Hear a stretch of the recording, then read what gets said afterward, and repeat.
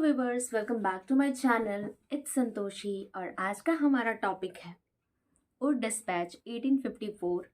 इसके हम लोग रिकमेंडेशन पढ़ेंगे और नेक्स्ट वीडियो में मेरिट डिमेरिट भी करेंगे। तो सबसे पहले तो उड डिस्पैच को हम लोग डिस्कस करेंगे कि क्या है वो और उसका रिकमेंडेशन क्या क्या था। तो अगर आप मेरे वीडियो में नए हैं तो प्लीज़ चैनल को सब्सक्राइब कर दीजिएगा, लाइक कर दीजिएगा और शेयर भी कर दीजिएगा। होप आपको ये वीडियो फ्रूटफुल लगे। ऐसे किसी के कमेंट आया था, किसी का कमेंट था कि इस टॉपिक पे बनाया जाए। तो स्टार्ट तो मैकाले से होता है, बट मैकाले से सबसे ज़्यादा इंपॉर्टेंट क्वेश्चन ये है जो अक्सर आता है। तो दैट्स वाई मैंने इसे कवर मैं पहले कर रही हूँ और आगे कोशिश करूँगी कि उस टॉपिक को भी लेके आऊँ। So let's get started. और dispatch In 1853 AD, the opportunity come to change the mandate of English East India Company. On that occasion, the British Parliament decided that it was necessary to solve the major problems of Indian education. Inspired by this idea, Parliament appointed an inquiry committee and ordered it to give its suggestions regarding Indian education. 1853 AD में opportunity आया था।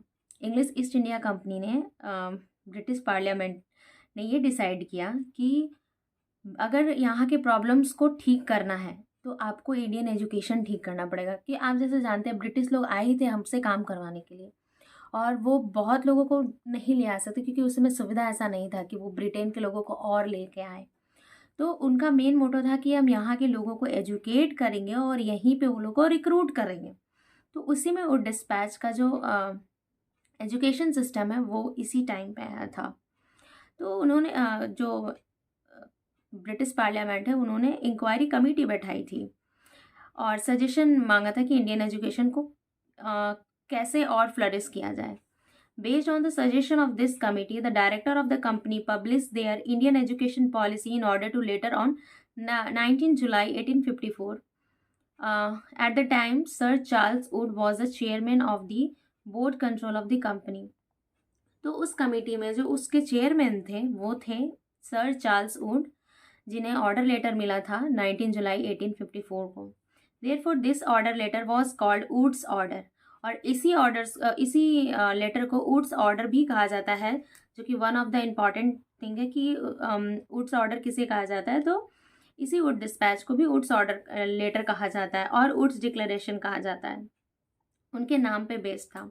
It is a long written paper of 100 paragraphs in which all levels of Indian education have been considered and detailed, and the important recommendations have been made in relation to them. मतलब उस 100 paragraph के वो long written paper था जिसमें suggestions लिखे गए थे, recommendation लिखे गए थे कि इंडियन एजुकेशन को और कैसे बेहतर किया जा सकता है। An order of the Indian education policy was printed on 19 जुलाई 1854। 19 जुलाई 1854 में इस पॉलिसी को प्रिंट किया गया था। Below the place of Charles Childhood, the dispatch contained 100 principal clauses. इसमें 100 principal clauses थे। क्या मेन रिकमेंडेशन है, one of the important topic जो आता है वो डिस्पैच के बारे में, और साथ ही साथ उनके साथ आएगा आपको जनरली क्वेश्चंस रिकमेंडेशन क्या थी, मतलब उनका रिकमेंडेशन क्या था इंडियन एजुकेशन को और बेहतर करने के लिए। पहला पॉइंट है the aim of education. The aim out to be impart helpful data for that Indian individual in such how and raise their intellectual, ethical and economic standard. पहली बात उन्होंने रखा कि एजुकेशन का उद्देश्य क्या होना चाहिए, एम क्या होना चाहिए, कैसे हम उनके इकोनॉमिक स्टैंडर्ड्स को, इंटेलेक्चुअल स्टैंडर्ड को कैसे रेज कर सकते हैं। दूसरा करिकुलम, करिकुलम कैसा होना चाहिए। करिकुलम मतलब उनका ऑल ओवर जो सिलेबस बनाया जाए वो किस अकॉर्डिंग होना चाहिए। तो करिकुलम में इंक्लूड किया गया था Sanskrit, Arabic, Persian out to be include in the program alongside English, western literature and science. Education in law was additionally suggested. उन्होंने ये भी बोला था, जैसे कि मैकाले का था कि पूरे चीज़ को इंग्लिश में करना है, उन्होंने सारे जो लैंग्वेजेस थे संस्कृत, अरबिक को, ये सबको इंक्लूड नहीं किया था। वो फुल्ली इंग्लिश चाहते थे। तो वो उसमें क्या होता था, लोगों को बहुत मुश्किल होता था। तो वुड डिस्पैच ने कहा कि हम संस्कृत को भी इंक्लूड करेंगे, अरबिक को भी करेंगे, पर्सियन को भी करेंगे, इंग्लिश के साथ ही साथ ये सब को भी इंक्लूड करेंगे करिकुलम में। The medium of instruction, medium of instruction समझाने का क्या मीडियम होना चाहिए। जैसे the dispatch suggested alongside of English Indian language out to be even to be accepted because the medium of instructor. वो चाहते थे कि इंग्लिश को समझने के लिए उन्होंने सजेस्ट किया था इंग्लिश के लिए, लेकिन वो चाहते थे कि इसको और अच्छे से समझने के लिए इंडियन लैंग्वेज को भी एक्सेप्ट किया जाए, ताकि अच्छे से चीज़ों को वो इंडियन समझ पाएँ। Department of Public Instruction. The dispatch suggested that the Department of Public Instruction ought to be planted in every province. The Director of Public Instructor ought to be chairman of this department. Department of Public Instruction मतलब जो भी department बनाया जाए उसके कोई ना कोई chairperson होने चाहिए। उन्होंने ये भी मेंशन किया था। Expansion of general education, general education को कितना ज़्यादा विस्तार किया जाए। It is suggested for education for Indian individual all together director, मतलब ऐसा क्रिएट किया जाए, उसको और बढ़ाया जाए, बढ़ चढ़ के उसको एक्सपांस किया जाए। यूनिवर्सिटी एजुकेशन, उन्होंने सजेस्ट दिया कि यूनिवर्सिटी एजुकेशन भी होना चाहिए। जैसे upper education, for the development of upper education two university ought to be establish one every at the metropolis and the Mumbai on the pattern of the London University. Dispatch additionally suggested for the university at Madras, Bombay, Kolkata, also in different place of necessity was filled. Dispatch का ये कहना था कि अपर education के लिए university का भी establishment होना चाहिए, मेट्रोपोलिस में होना चाहिए।